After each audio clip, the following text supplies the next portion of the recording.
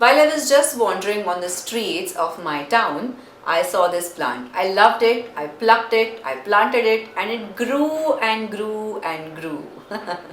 This is the Syngonium podophyllum for you.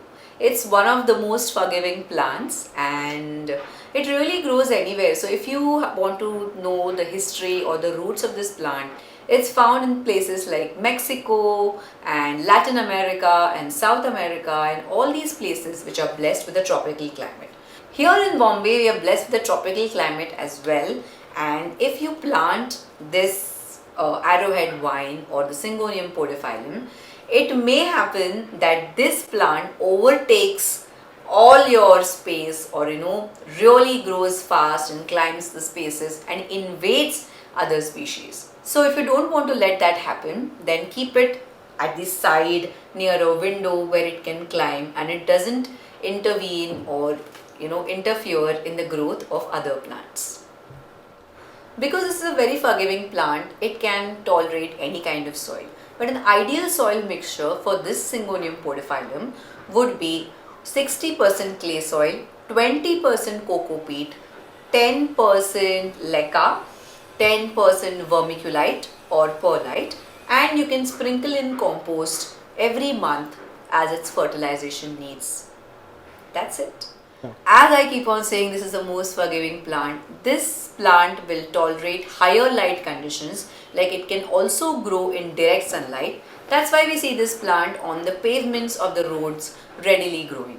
But if you keep it in a dark place, this plant is going to wither away and die and become brown and jilty, and it will really tell you, it will show you signs that it wants to be kept in a brighter light situation. So this plant will tolerate dappled light, but it will not tolerate any dark kind of spaces. If you are in a dry climate, then you need to water this plant almost daily because this plant will not tolerate drying out. And if you are in a tropical climate, it is okay if you water this plant on every alternate day, or this, because of its forgiving nature, it's okay if you even water this plant only 2 to 3 times in a week. Overwatering. Now this is the most forgiving plant that I have almost come across. So even if you water it daily, its roots will not rot in water, but it is advisable not to water it daily. Because if too much of water clogs the roots, there are chances of it developing some kind of a fungal infection and rotting away. I was just studying this plant and I think there are three branches of this plant right here. Yeah. And if you can see this vine right here has produced a long offshoot.